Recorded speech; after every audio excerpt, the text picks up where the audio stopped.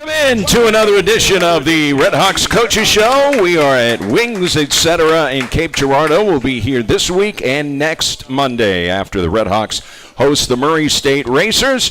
And we invite you to join us for lunch. Plenty of space available here. And don't forget about their daily drink specials and food specials here at Wings, etc. They have a lot on the menu, including their remade burger lineup. They have wraps, subs, quesadillas, entree salads, smoked ribs, and much more. And if you're coming for lunch, check out their daily half-pound lunch specials. They start at just $7.99. Carry out or dine in or delivery. That's right. Use the DoorDash app on your smartphone, and you can have Wings, etc. delivered right to your front door, and you can order online as well. It's Wings, etc. Good food, great times, home of the Coaches Show. Coach Tom Matukowicz is here, and we'll be talking with Donye Taylor a little bit later on in the show. Donye, of course, a Cape Central grad, had a big interception in the game at Austin Peay on Saturday. Let's welcome in Coach Tom Matukowicz. How are you, Coach? I'm good. Glad to be here. And, it's hard to believe we're normally get a bye week, in here, and we've started and we haven't stopped. And so, it's one of those things where you get in a routine and you get used to your routine and you get going. It's certainly easier to get up and do all the work that you got to do when you have decent results like we had this last weekend versus the previous weekend. And so, we've already had meetings on our way towards Murray. Well, the thing that jumps off the page to me in the game against Austin Peay, Red Hawks win it 30-14, forcing 6 turnovers. I mean, that's got to be huge for your defense. Your defense was excellent in that game. Yeah, no, I think that was obviously the thing that stuck out. We talked about it. They had turned it over, and we felt like there were some opportunities there from ball security issues. And, those guys did a great job and executed well. Got several deflected balls, all those type of things, and I think that was huge. Even to start the game, that wasn't even on defense. They muffed a punt. Jacob Morrissey recovered that, and then ended up with a field goal. So we got 16 points off of takeaways, and that's kind of the difference in the game. I mean, that's the point difference for sure. And so we have always valued the football here. We have always tried to make that a Red Hawk advantage here, and that was the first game this year that really went that well for us. 3 interceptions. You intersect Draylon Ellis, who's the preseason offensive OVC player of the year. I mean, this is a good quarterback. Yeah. Had I told you before the game that he was going to throw the ball 53 times, would you say that's good for us or bad for us? I said that's good. Yep.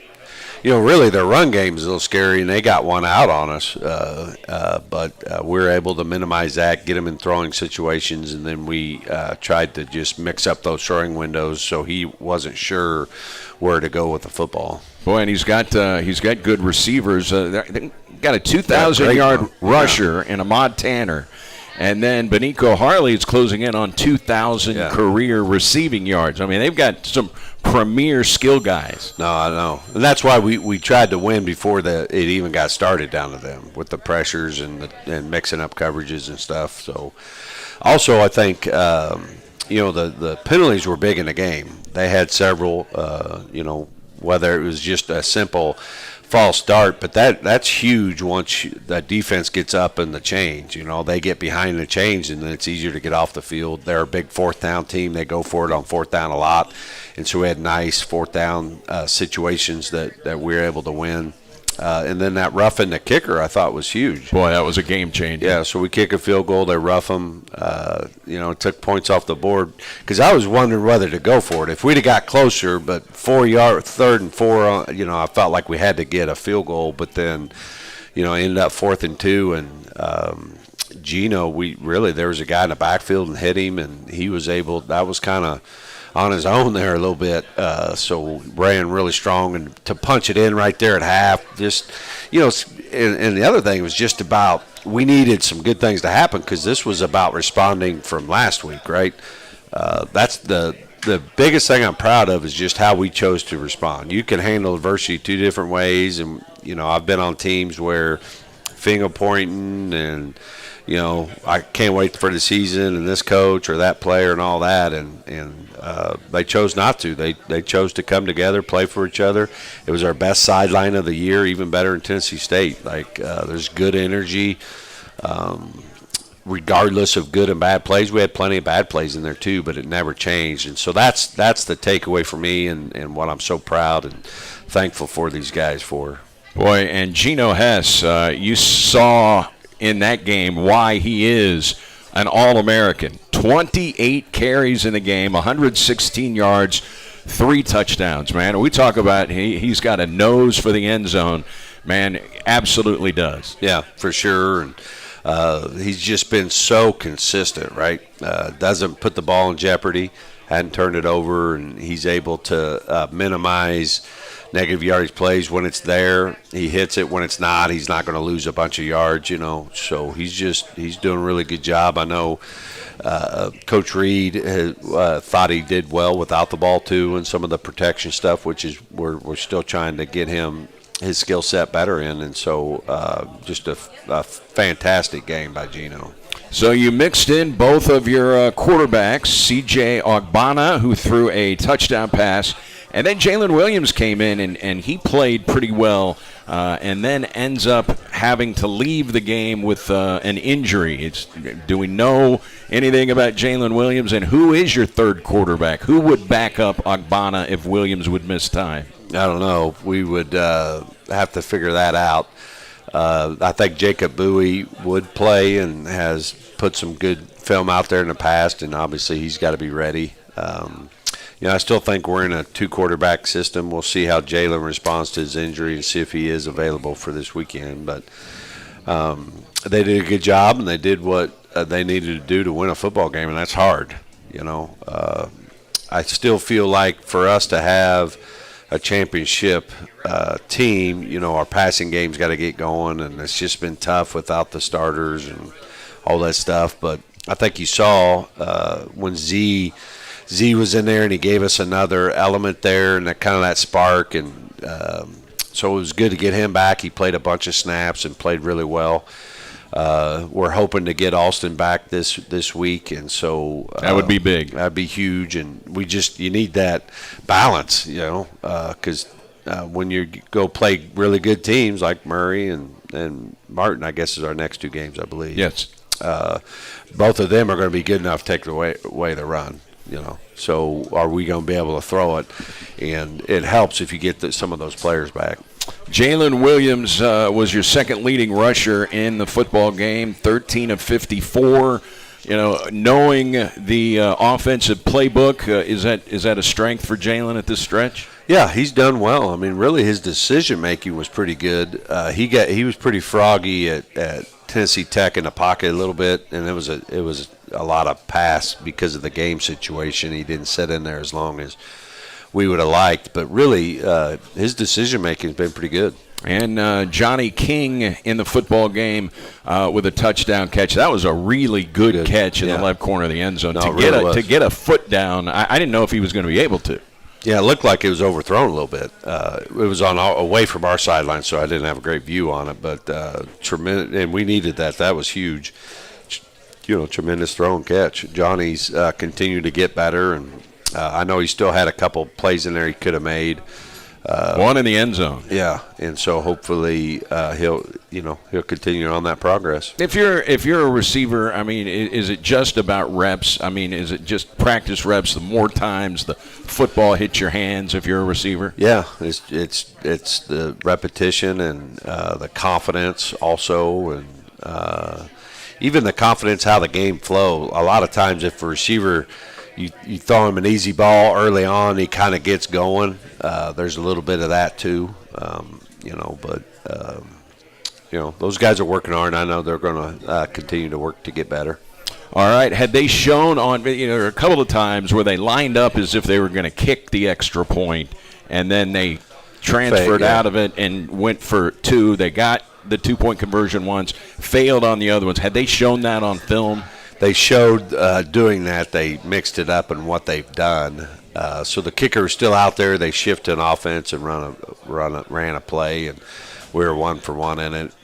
But that they're really a challenge to prepare for because they just do all kinds of stuff and things like that. So it's not traditional, and so you just find yourself having to cover so many things. It's hard to focus your team or your defense on exactly what it is we got to do to play well that week. So you got on the board first with 9:49 to play in the first quarter. Kenny Doak, 27-yard field goal set up by turning the ball over. Yeah, no, I mean, right from the get-go and how the game ended, it's how it started. It was about the takeaways, but it doesn't mean anything. Obviously, they fumble it and we don't score it, right? It's like a punt.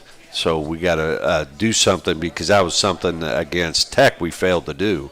We turned them over in the first half and didn't get points on it, and so that was a huge start. So then you get the touchdown pass from C.J. Ogbonna to Johnny King, and the extra point kick got blocked. Yeah, it was a low kick, and I know there were still some protection issues. We got to shore it up a little bit there, but that was also a low kick. That was, something we got to continue to take off the film. Obviously, we're going to be in close games. You can't give a point away. Yeah, that's the first extra point that Kenny Doak has not converted so far this season. Then they bounce back with a 12-play, 85-yard drive and get the 2-point conversion. That makes it 9-8. And then, as we mentioned, the 2-yard touchdown run by Geno Hess. Did you get a look at the replay? And from your angle, did it look like he got into the end zone from the sideline? I never saw a replay. And obviously, I got a terrible view on a sideline, so it's hard to tell. It looked like it was really close, but they looked at it. They looked at it. I talked to the official that called it, and he said, "Coach, I think he's in." So because I noticed one official called a touchdown, the guy on the other side of the goal line did not signal touchdown, so that's why they took a look at it. So you're up 16-8 at halftime. What were your thoughts going into the locker room? I was pleased. I was pleased with our energy. I was pleased with how we were responding. Because, again, going into the game, I mean, we're wondering about ourselves, right? Like, this was a team that was on the ropes, and I hate to call it a defining moment, but it was certainly, one of those of the season. And so loved how we were playing and just needed to continue. Well, you had in the second half 2 epically long drives. I mean, you just don't see drives like this very often. 16 plays, 78 yards that took 7 minutes and 38 seconds off the clock. Yeah, I mean, drives huge. like that, their offense can't get on the field. Yeah, exactly. And obviously their offense was really good. So that was huge. And you look through there and we were like, there's 5 third downs on one of those and some longer. I mean, there were some really, they weren't third and ones, Right. So they were some tough conversions there that I was just really happy about how our offense executed, was able to stay on the field. I don't know, statistically, we got to be like the best in the country, but we're like maybe 20 for 20 in the red zone, maybe like 17 touchdowns or something like that. You were 5 for 5 on Saturday in the red zone. I'm not exactly sure statistically, but I know we got to be one of the better ones in the country. And so, and we got good balance down there. We've been able to throw it too. And so, and then obviously with Geno being able to punch it in there. And then your final drive of the day, your scoring drive. There was no scoring in the game in the fourth quarter. Both defenses played well. It was a 17-play, 75-yard drive that ate up 8 minutes and 44 seconds. You may not have a drive that eats that much clock again all season, ever. I know. It was huge. Yeah, just kind of that same thing where I felt like I would like to have an O-line and an offense that could do that. You wear the defense down and they can't get you stopped. And I thought our offensive line just did a fabulous job. They have some good players on there. Oh, yeah. Yeah. So I thought they did a nice job of wearing them down. And Geno, is as good in the fourth as he is in the first. So what is that? all running backs are not like that. No. Seems like he gets stronger as the game goes on, and it should be the opposite. Yeah, and I don't know if that's the case. Is if maybe your opponent just gets tired, or so he looks like he's stronger. But that was a huge impact in that game, though, right? If you're a fatigued defense, you don't want a guy like Geno. I mean, he punishes guys at the end of his runs. Not all running backs do that kind of thing. And you can't arm tackle Geno. You got to shoulder tackle him. And so if you only get arms on him, he's going to break those tackles. So the final score 30-14, and boy, on the defensive side of the football, everyone around the Ohio Valley Conference noticed what Brandon Mincy did in the football game, Coach. Mincy, 6 tackles, 2 of them behind the line of scrimmage, a forced fumble, and an interception. And because of all of that, he was named the OVC Defensive Player of the Week. Yeah, he was on the show last week, is that right? And kind of got his personality. I'm sure you saw him celebrate after every play. And, what I like about that, he wasn't just celebrating on his plays.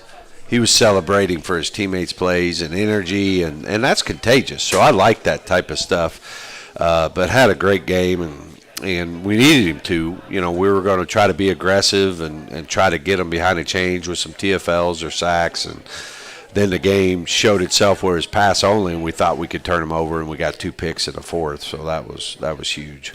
And late in the football game, when it was pretty clear that SEMO was going to win, I don't know, where it was like a little whiteboard that Brandon Mincy had, and the word "ball game" was written on it. And he was holding it up to the Red Hawk fans. I thought that's his personality. Yeah, no, and I think we talked about this last time. I can't remember, but also the leadership thing. Like at a certain point in a season, you got to give the team over to the players, to the leaders of the team, and so I've really seen some of those guys really step up this last week and lead, and he was one of them, and so we need to continue that as we try to make a run here. So Brandon Mincy, OVC Defensive Player of the Week, and then of course Geno Hess is the OVC Offensive Player of the Week. That's fun that those players get that recognition in their offense and defense. That should be a team Offensive Player of the Week. Obviously the O-line made that happen, right? And, same way with the defense. So happy for those guys. They've worked it and they've really earned it. How banged? I know you're a little nicked up on the offensive line. How's the health up there? Yeah, we're kind of hanging on to duct tape and hope at this point. We're pretty banged up there, but those guys that go out there find a way to get it done. And your leading tackler in the football game, Coach, Ty Leonard, he had one of the 3 interceptions, but in addition to his pick, 9 tackles for Ty Leonard, all solo tackles. Yeah, the one thing that I really appreciated was our secondary. Their backs were all over 200 pounds. Receivers were over 200 pounds. Like, they were big skill. Yeah. And so that's hard to tackle, and those guys tackled really well. There's only really one missed tackle, and that has been a problem. Like, throughout the season, we've really struggled early on tackling out there. And so proud of those guys that and Coach Smith and those guys to get that skill set better. So we mentioned the day that Mincy had was 6 tackles. Bryce Norman also 6 tackles, all solos, 1 behind the line of scrimmage, and for a 3rd straight game, Bryce Norman forces a fumble. Yeah, great job. And, he has that knack to come in on a tackle and also with a punch. And so he's made that happen. Is it 3 straight games? 3 straight games. And so I would like it if he could do that 4 straight games because it's easier to win when we turn them over. And also getting an fumble recovery, Jacob Morrissey. Yeah. Jacob had the tip on Morrissey, or on Mincy's pick. It was Morrissey that tipped it. Morrissey had the fumble recovery on the muff punt.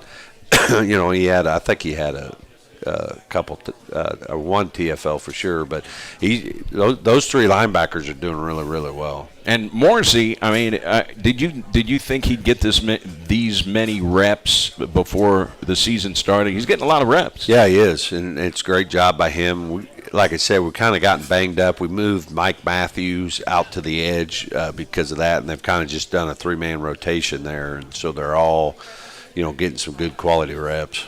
And Danye Taylor, we mentioned the local guy, Bryce Norman. Danye Taylor, who was from Cape Central High School, he's here. We're going to talk to him. He had a big interception in the football game. Yeah, he really did. One of the things that I appreciate about him is how he's made himself a better player. In high school, he played more of a linebacker, which is common, in high schools. But here he's playing DB, and we haven't had any development time. We haven't had spring ball in 2 years, which is how you get these guys better. And so he's had to learn a position by playing, not by really practicing. Locating a ball and doing all those type of things was kind of an issue early in his career, and he's really gotten better. And that was he high pointed it, he judged the ball well, and got a nice return on it too. So that was great to see, and just the progress that he's made as a DB. Now, with the COVID restrictions, not as restrictive as they are, you're able to actually go out now and watch some of the local football games now. Yep. So we get one game that we could go to, and I actually watched Cape Central Friday night. I thought they played well, and so I try to get around to most local games that I can. All right, Danye Taylor, a local product. Tell us about recruiting. Well, it's kind of the same thing with Norman.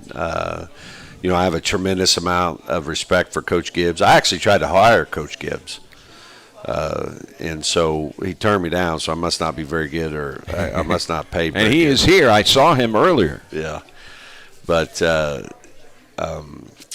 just trust him. And he said, "Hey, I'm telling you, Coach, this is a guy," and we were able to recruit him, and he was right on. I think the real hero here, though, is his mom. Danye Taylor, as good of a football player is, he's a way better human being. And I've learned that kids don't just come out of the womb like that. Their environment shapes everything. And so his mom's a stone cold killer now. She don't play. She'll call. And when she calls, me and Danye set up straight. Like, we're all waiting to hear what she's got to say, and yes, ma'am, and we understand, and all that stuff. So it's fun. I really appreciate having a local kid on our team, and it's just good because all of Cape Central's roster can see a Danye and think about they could play college football someday, and also just in our community, like he could be a role model and mentor, or just a real prominent figure in our community someday, and it's fun to get to walk alongside him during this. Do you sometimes forget how many years of eligibility guys have left in there? With all this COVID stuff, who knows? they're starting to put on rosters eligibility remaining. Even like the guy's a junior, but he's got 4 years of eligibility. No, everything has changed because of the COVID and also the portal stuff. So I don't even look at it anymore like that. I really don't. I look at what we need to win this year, or how many years you got. Doesn't matter. Hell, he may not be here, or who knows what'll happen.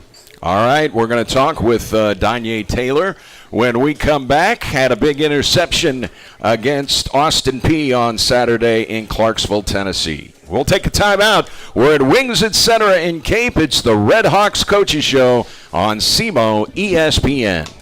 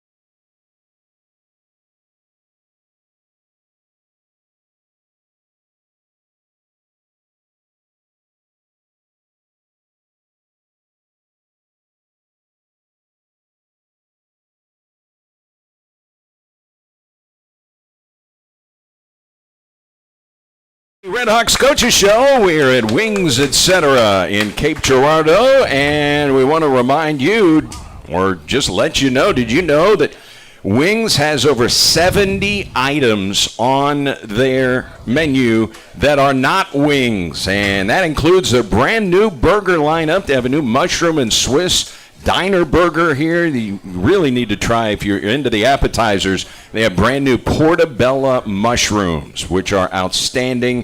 They have wraps, salads, quesadillas, and other favorites, including smoked ribs, and try their deep fried pickle chips among the appetizer lineups. And that appetizer lineup also includes their ultimate nachos and, as I mentioned, the pickle chips. And check out their daily specials on both food and drink items. And you can now have wings delivered right to your front door. First of all, you can order online if that is more comfortable for you.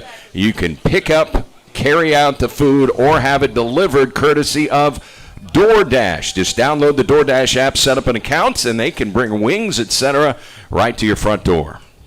Thanks to Coach Tuke. We'll check in with Coach Tuke again, talk about Murray State, which will be the game this Saturday. But first, we're going to talk it over with Danye Taylor. Congratulations on a big win Saturday. How did that feel? It felt amazing. It was an electric atmosphere in the game, and I feel like it was such an important win for our team and just to build the motivation and the momentum for the future conference games. So it was amazing. You would think, just looking at how many offensive weapons Austin Peay has, a tough team to prepare for because they do so many different things. Yeah, I think one thing that made us deal with the offense better was our game plan. Just throw, because their quarterback, number 9, was amazing. If you let him be open, he's going to throw it every single time, and he's going to hit darts. So to be able to send people in his face every single snap was amazing, and that allowed our DBs to eat the entire game. So tell us about your interception. Oh, man. It was amazing, but not just for me, but for the team. I think when you look back at the clip, it was amazing for the team because the whole sideline's jumping up and down. You see the DBs, the linebackers, everybody's laughing, giggling, and the crowd's even getting into it. So I think it was a big momentum changer for the game and allowed us to push and even win the game, I think so. So you guys forced 6 turnovers in the football game. I mean, a lot of that, is on defense. One was a muff punch, so that's a special teams play.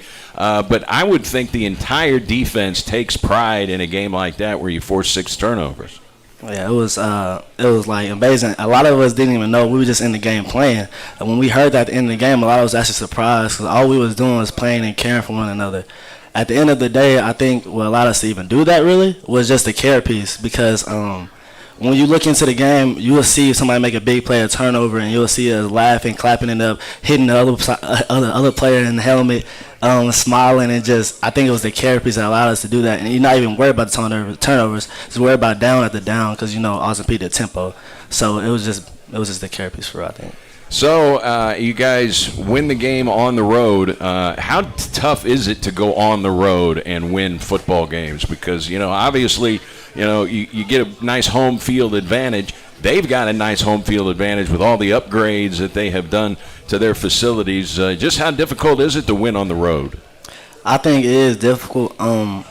Since I just graduated high school a few years ago, I think it was easy for me because I'm always playing away games. I think for me personally, it was pretty easy, especially in the Austin Peay atmosphere. But I didn't pay attention to none of that, and a lot of us didn't. And I think a lot of the turnovers we had, like you mentioned, it allowed to make the crowd electric, which made us electric, and then we're feeding off their energy, and they're feeding off our energy just back and forth. It's almost like a chemistry, like a bond almost. It's almost like a amount of love that you have with our fans, and since they came and did that for us, it made the game way easier. All right, on the defensive side of the ball, who's the biggest trash talker on defense? We had Mincy on last week, and it sounded like he might be a little bit of a trash talker. I will say, I'll probably say the DB group, just in general, the whole DB group. Really? That's just the atmosphere we bring. It's just the energy we bring and the care we bring to it. We don't mean to. It just happens. How about the size of some of these skill guys for Austin Peay? I mean, Benico Harley's a big, strong wide receiver. Both of their running backs are big, strong guys with a lot of athleticism. Talk about defending guys that are so physically imposing. coming into game, knowing that it was definitely a thought in your head. Maybe they had a 225-pound receiver, and then, like, that's usually just a tight end position or athletic tight end position. So just knowing that they had great running backs as well, just knowing that it was a big factor into the game. But at the end of the day, we just went to our fundamentals of the game and our love for one another. So at the end of the day, if you're gonna make a play or you can't make a play, just hold on to them and allow the cavalry to come and help you out. So it was just that love and the brothership between the defense. So you are a defensive back, but you weren't at Cape Central. You played linebacker. How big of an adjustment is that for you? It was actually a major difference at first. I came here as a linebacker. You're right. They was looking at me as like a star position, and that change. The change actually felt better. Not to believe it, because when I went into the DB group the first day, I felt welcome like it was family. And every single day, Coach Smith was our DB coach. Every single day, he always made me feel like a father figure, a brother. He always loved joking around, giggling, and talking. So it was a big change, but he helped me out, and it was actually amazing. I love being a DB now. So going into the season, did you anticipate you'd get this much playing time? Honestly, I did not. I remember some of the guys back in the spring season who told me, like Al Young, which was a Cape Central guy. He told me, he said, "You're going to have to step it up. I know for sure you're going to have to step it up because you're going to be one of the guys we're looking for." I never believed it. I thought it was all talk. I thought maybe I might get a chance, maybe I won't. But I think during the summer in the summer camp, I think it really hit me like maybe I actually might get some playing time this year, because a lot of people, even a lot of some of my fan base in Cape Central, didn't believe I was going to play till like 2 or 3 years, and I'm just listening to all this and that, and I think it was just amazing for me to get this opportunity to play and actually start in some of these games, and it's just experience, really. That's fantastic. Talking about Cape Central, how often do you go back and see some of your buddies, or how often do you get to visit with Coach Gibbs? I've been busy lately in the season, but before the season, before fall camp, I was actually going to try to come to some of their games. I would come to some of their practices, sit on the side. I actually helped one of the Coach O'Neal, which is the DB coach. I actually helped him perform some of the drills. It's fun. I love to come back as much as I can because I love them players. I love the Cape Central players. I was where they were. I was exactly where in their exact same spot, and I want to show them that you can make it to any college school. Like a lot of them is put down and feel like they can't make it nowhere, but I want to be that mentor for them, and I want to show them I care for them. All right, tell us what it was like when you played Jackson, because that's a big it's a big rivalry football game, Cape Central and Jackson.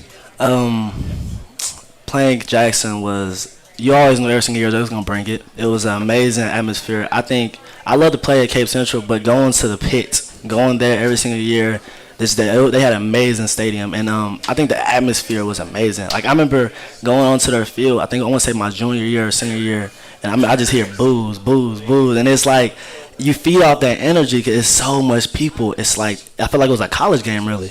And I loved playing Jackson every single year. I was never scared, and they have respectful players. They're not talking mess doing this. They're just playing the game like you are, and it was just amazing to be able to play Jackson every single year. So you get ready for Murray State. That's a big rivalry for SEMO, the Racers, and it's very odd that we're going to play them twice. But do you – obviously last week was a conference game. Do you approach a non-conference game any different than you do a conference game? Because Murray is not going to be a conference game on Saturday. I think we'll approach it the exact same way. We just look at it as a game. Yeah, it might have different importance when it comes to the conference standings, but at the end of the day, we just look at it as the same, just another game to get better at and experience that. That's why I love the first 3 games. They were non-conference, but we learned so much from each of them games that built us to the Austin Peay game, really. All right, tell us about growing up in Cape Girardeau. It was amazing.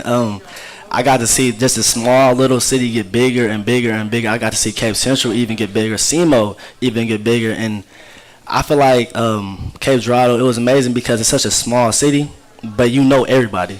You know everybody. It's a small world. You always hear that. It's a small world. This cousin knows this person. This brother knows this person. And, yeah, I got made fun of a little bit because it's a little town, but I love it here. This is my home, and it's always going to be my home. Tell us about your mom because Coach Duke was telling us about her. She's a killer, man. She's a cold stone killer. She was strong. It was when I was raised up, it was just me and her, my family. She was a father figure and a mother figure to me at all times. She was a mentor to me. She was based on how she was raised, also she was a lover, and she loved us. She came to every single one of my games. She even get on my case sometimes now. She laughs, she giggles. I just love her so much, and you know, one thing I always said about my mama is no matter what she say, no matter what she do, you always know she cares about you, and you always know she's gonna be there for you. When did you start playing football? I actually played it later. I think I started in my 8th grade year. Okay, so that's later. You didn't play in the youth league then. My mama was scared I was gonna get hurt. That's what moms do. They worry. That's exactly what they do. So, did you play both sides of the ball at Cape Central? Actually, I didn't. It's a funny story because my senior year, I wasn't able to play defense the first 4 games because my mother feared I was going to get hurt. So I only played offense the first 4 games. So I had to convince her that I can play defense and I would love to be a game changer, and that's when I started playing defense. How about that? That's a great story. All right. Are you on social media? Can we follow you on Twitter or Instagram or anything? My Instagram is official_Danye. Official_Danye. All It's right. like Kanye, but with a D. All right. We will check it out. Danye, best of luck the rest of the season. Congrats on a big win and your impact on helping win that football game. We appreciate it. Thank you so much. All right. Danye Taylor. We'll take a timeout. When we come back, we'll talk about the Murray State Racers. They're coming off a loss, so you're probably going to get an angry Racer team in here on Saturday. It's the Red Hawks Coaches Show from Wings Etc. on SEMO ESPN.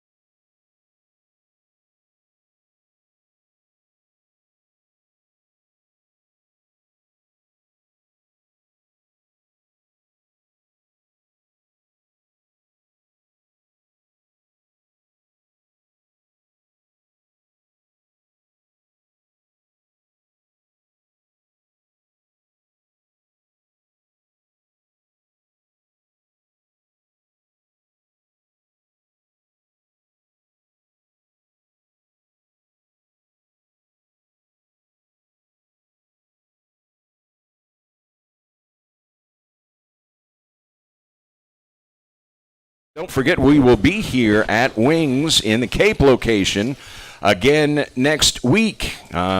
We've got the Red Hawks head coach, Tom Matukowicz.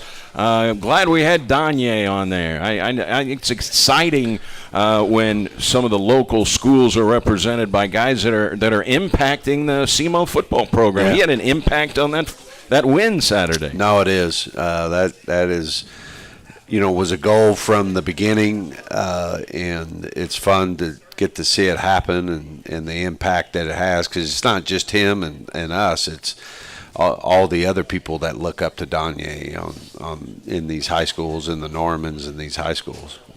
And, we asked him if he expected to get this much playing time as you were getting ready to start the season, and he said he didn't expect that he was going to play this much. He's earned it, hasn't he? Well, me too. I if you'd have told me that, I'd have been like, holy guacamole. But no, that's what happens, whether it's an injury or a player leaves, provides an opportunity for another guy, and it's accelerated his growth, and the best way to get better is to go out and play the game, get feedback, go play the game, get feedback, and he takes coaching, and he's continued to improve every week. All right, as you prepare for Murray State, the thing that, first of all, they've got a quarterback issue. They benched their starting quarterback during their loss to UT Martin on Saturday, and they went with the number 2 quarterback because the starter has really been interception prone. I mean, I think he threw 2 picks against UT Martin Saturday. So are you preparing for both quarterbacks? Yeah, obviously, and I think that's the problem. Maybe they lose that game anyway, but they pick 6 and they're struggling. I think they've thrown 10 interceptions, turned it over maybe or fumbled maybe twice. So they've turned it over more than they ever have last year. I mean, that's why they were good last year, and so I'm sure that's what's scary is if they get that figured out, they're going to be hard to beat. And so we'll see. It feels similar though. Based on the snaps I've watched, based on whoever the quarterback is, it's very similar. And Witherspoon, their leading rusher in the football game, ran for 2 touchdowns. Tell us about what you see. He's on the film. guy, yeah, for sure. And so he was, a first-team All-OVC running back last year. He had a good game against us. I can't remember how many yards he had, but it was plenty. And that's their whole key. Just like us, you got to limit their run game. And that's hard to do. It's probably the best offensive line we played in the OVC. I think they're better than Tennessee State. I think they're better than Tennessee Tech and Austin Peay. Their O-line's pretty good. They're coached well. They got some good players. I think they have 2 all OVC O-linemen back, and you could tell. So we got our work cut out for us in the run game. And when you look at the way that they have defended this year, Coach, they're the number 1 scoring defense in the Ohio Valley Conference, and they are number 1 in total defense. And against the run, they are 3rd. You're 2nd against the run, but they are 3rd in terms of rush defense. Yeah, no, defensively they do a great job. And last year they kind of had our number too. Really limited us, and so it's a huge challenge. Both schematically and player-wise. They do a great job. They're well coached, and they know how to, our players have to execute. They really do. It's just not going to be easy out there. Everything you're going to have to earn. So do you play Murray State the first time any differently than you anticipate playing them the second time? Do you maybe not show them something when you play them for the non-conference game that maybe you would want to save for the conference, or you're going at it the same way? I'm going at it the same way. I mean, I don't know. I've never done this, and so you just don't know what to do. I think it's you come up with a plan to win the game, and then the second time it's all about who can adjust the best, right? Because now you really know that team and you know where they're at, and they might still be able to beat you, you might still be able to win, but to me it's a non-factor whether you play them twice or once. The first time it's just like the first time last year. You put a plan together and you're playing to win. Doesn't change a lot anyway. So your goal is to win the OVC, and you certainly took a step toward that in winning. How odd will it be, or do you like the fact that you just won a big conference game on the road and your next 2 games aren't even conference games? Yeah, it's just wild. I stop asking myself how I feel. I'm afraid to answer. So I don't even think like that. Just, hey, it's the next opponent. I could tell you that I appreciate being at home this week. Again, we're kind of in that grind fest a little bit, so having a little extra prep time on Friday, not having to travel, sleep in your own bed, those type of things. Thankful to be at home, and hopefully we'll have a great crowd. The weather's supposed to be good, and get our players to play like they did last week. All right. When you look at the way things are going throughout the Ohio Valley Conference, how surprised were you that UT Martin beat Murray as soundly as they did? At one point, it was 41-3 in that football game. I was surprised. I think when you saw the score. Now, I've watched the film, and then you're not surprised. Right. I think Martin is the team to beat. Their defense for sure. I haven't watched UT Martin's offense yet, but their defense is as good a UT Martin defense since I've been here. They got really good players, good scheme, and all that. So they're playing at a really high level right now. And Martin and Murray is kind of that rival for them too. And I know that was a heated game, and Coach Simpson does a good job, and he had them ready. Boy, he's been there a long time now, hasn't he? Yeah, it's crazy. I don't know how he can have that kind of longevity. I plan on asking him. But you know, at the end of the day, I know Dean Hood, and he'll get him going. You know, that's not – I mean, he'll use that as an advantage for this week, because he'll use that to motivate his team, just like we used the Tech loss to motivate us to beat Austin Peay, right? And so they're going to come in ready to roll. All right. You look at where you guys rank in some of these statistical categories. Did you know that you're number one in the league in kickoff returns? I did not, and I'm surprised to hear that. That is a unit that I feel like we got to get going, and we've had a lot of different returners back there too, so that's a little surprising. And is this conference only, or is this? No, this is overall. Overall, okay. Yeah. So, as you are number 2 to UT Martin, just by a few yards in rushing offense. But you're always right there in terms of rushing offense, and I know that's what you want. Yeah, exactly. Yeah, we should be every year. All right. You know, one guy I wanted to ask you about, well, a couple of guys, but we didn't really talk much about the center on your football team, Zach Gigg. Yeah. He's a new player. He transferred from Fresno State. Tell us a little bit more about Zach Gigg. Yeah, I'm glad you brought him up. He was kind of the he was probably the big pickup of that break between spring and fall. We thought we needed that. You know, Chiron Rogers was a center last year, but didn't want to play it, and would have been better at guard. And so being able to bring Zach in, he didn't get here until right at fall camp, so he's continued to get better. But the snaps have been great. He's a high energy. He's going to be one of our great leaders to come. And he's physical. He's kind of that guy you want that is the glue that makes that whole thing mix. I don't know if you remember Orchard. Oh, yeah. Who played center for us or whatever. You know, he was that same way. Obviously a great player, but also had that extra to bring those five together. And I think Zach's got that same kind of makeup.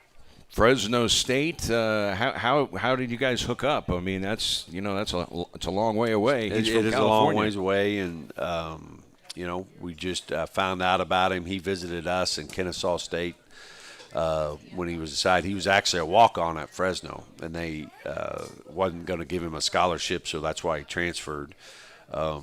And we brought him on a visit. His first time. He's got a beautiful family. Fresno's real close to his home, so this is the first time he's ever been away from home. Gotcha.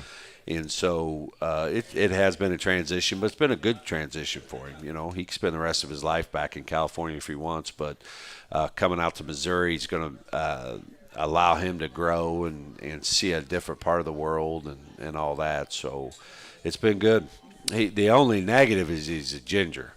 I've told you that's too bad. Yeah, I've told you my issues with gingers. I understand. Yeah. That's why I definitely wanted to talk about him. And his dad played college football. Yeah, was a great player, and like I said, just really strong family. The apple doesn't fall too far from the tree generally. I've learned a lot of lessons through this. Is I really pay attention to the family makeup. You know, no different than Danye. If I don't like the family, that sucker better be a good player. So in your offensive scheme, how much responsibility does the center have? Does Zach Gigg, what are his responsibilities in your offense? Basically, to explain it, he gives everybody the roadmap. You have rules, right? But he comes up and he IDs what we're seeing. And he tells us, hey, it's this or it's that. So then everybody then has their roadmap to get the job done. So if he blows it at first, we're all in trouble. So it's pretty significant, both protection and in the run game. And speaking of the run game, we're seeing a little bit more of Shemensky. Rucker, tell us what you're seeing with his development. Yeah, I thought he had some nice runs. He had a really nice third down pickup. He was patient in there and has continued to improve his skill set. And, I mean, there's going to be a time where he's going to have to win us a football game, and so hopefully he continues to work at his craft, and when his number's called, and let's say he's got to carry it 25 times a game or something, that he's got to be able to, be a 100-yard rusher, because that's just how our offense is going to be. And how about are there any other backs that we might get a look at in the near future? I mean, obviously we've seen Shemensky and Geno Hess. And then I don't know if you remember Q Anderson. He had a big long run against Mizzou, but he actually blew his knee out versus Tennessee Tech. Wow. So we're getting pretty thin in lots of areas, and so pretty concerned. But we'll see. Across that front line, Bryson Donnell, James Sackey, Stephen Lewis. How do you like the way that the defensive line is coming together here? Yeah, they are. They're doing a good job. And one guy I'd tell you that I thought had his best game since he's been here is London Manuel. I don't know. Has he been on here? Yeah. I feel like we've had London. Nope, we have not.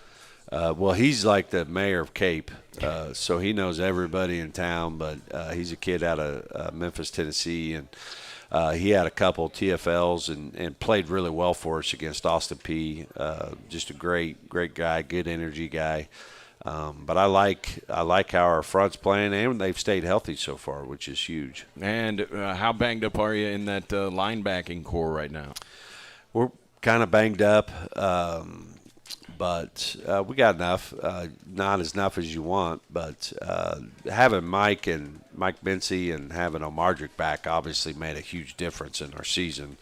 And so we're way better with those guys there, and they got to continue. Omardrick got some cramp issues on Saturday, so we got to continue to work with that. So how's the transition for Coach Took as defensive coordinator, because now you've got several games under your belt and it's something totally new. Yeah. Are you transitioning a little bit better? I don't know. I feel like I'm doing a bad job at both.